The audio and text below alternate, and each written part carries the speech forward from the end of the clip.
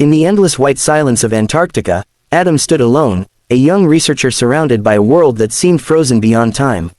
The horizon stretched in every direction, an unbroken sheet of ice meeting a pale sky, so still that even the wind felt hesitant to disturb it. This was the coldest, most isolated continent on Earth, a place many people imagined as lifeless and empty. For Adam, however, Antarctica was not just a frozen desert, it was a living laboratory, a place where nature whispered its oldest secrets to those patient enough to listen. Adam had come here after years of study and preparation. As a child, he had always been fascinated by maps and documentaries, especially the ones that showed places humans rarely touched.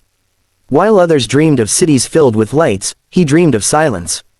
Antarctica, with its vast ice sheets and brutal temperatures, represented the ultimate challenge in the purest form of nature. Standing there now, wrapped in heavy gear, his breath forming small clouds in the air, he felt both insignificant and deeply connected to the planet. Days in Antarctica followed a strange rhythm.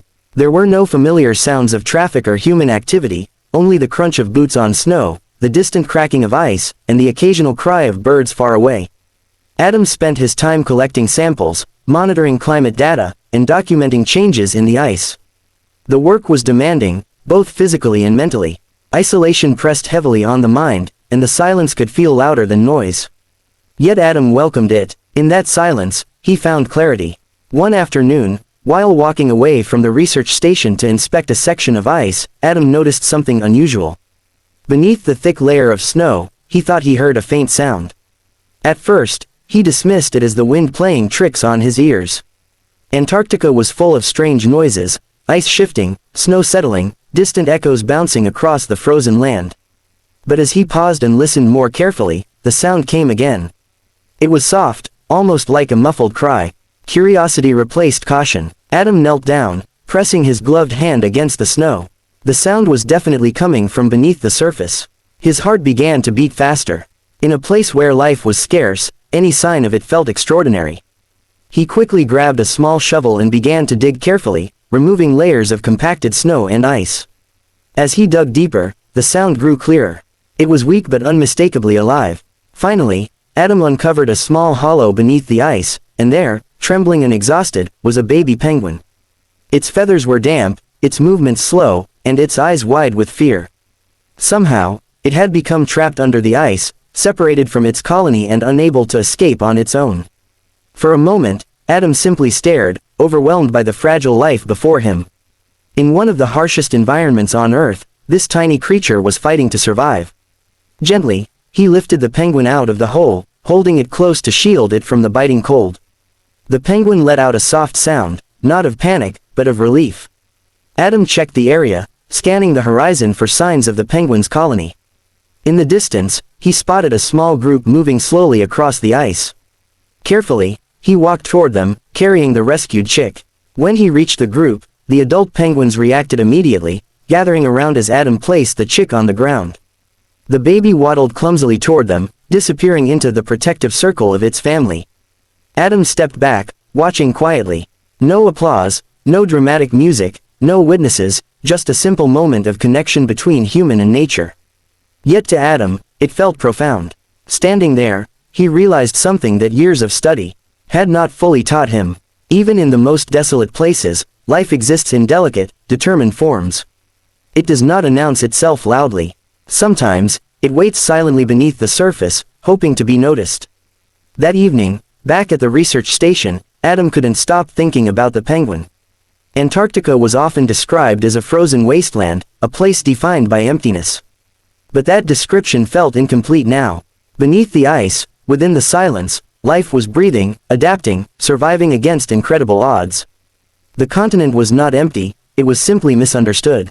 As days passed, Adam found himself more attentive to the small signs around him. A line of penguin tracks in the snow, the shadow of a bird passing overhead, the subtle changes in the ice that revealed movement beneath. The rescue had changed his perspective. He no longer saw Antarctica as a place of absence, but as a place of quiet resilience. This realization extended beyond his work. Adam began to reflect on how often people judged places, and even other people, by their surface appearance. How many times did humans look at something quiet or remote and assume there was nothing of value there? How many stories went unheard because they were not loud enough to demand attention? Antarctica, with its white silence, became a powerful metaphor in Adam's mind. Just as life existed beneath the ice, strength and purpose often existed beneath calm exteriors. The world was full of hidden struggles and unseen courage. Sometimes, all it took was patience and care to uncover them.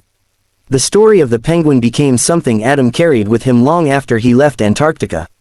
When he shared his experiences with others, he spoke not just about climate data and research findings, but about that moment of rescue. He spoke about listening closely, about paying attention to the quiet signs, about respecting even the smallest forms of life. For viewers and listeners, the story resonated deeply. In a fast-paced world filled with noise and distraction, the idea that life could thrive in silence felt both comforting and challenging. It reminded people to slow down, to look beyond what was obvious, and to recognize value in unexpected places. The lesson was simple yet powerful. Where we see emptiness, there may be life waiting. Where we see silence, there may be stories unfolding. Antarctica taught Adam that the harshest environments do not erase life, they refine it. And in doing so, they teach humanity humility. In the end, Adam realized that exploration was not just about traveling to distant places. It was about changing the way we see the world. The frozen continent had given him more than data, it had given him wisdom. Life, he learned, does not always bloom loudly. Sometimes, it survives quietly, under layers of ice, waiting for someone to listen. After the incident with the penguin, Adam's days in Antarctica began to feel different, as if an invisible layer had been lifted from the frozen land. The silence was still there, vast and heavy, but it no longer felt empty. It felt alive, like a held breath. Every step he took across the ice now carried a quiet awareness that beneath his boots, beneath the endless white, life was persisting in ways most people would never imagine. The research station itself seemed smaller to him now, less like a fortress against nature and more like a temporary guesthouse in a much larger, ancient world. At night, when Adam sat alone by the small window, watching the pale glow of the Antarctic sky, his thoughts drifted far beyond data charts and temperature readings. He began to write more in his personal journal, not as a scientist, but as a human being trying to make sense of what he had felt that day. He wrote about fragility and strength, existing side by side, about how the baby penguin, helpless and trapped, had also been incredibly resilient, surviving long enough to be heard. That thought stayed with him. Being heard, how many forms of life, Adam wondered, struggled quietly without ever being noticed.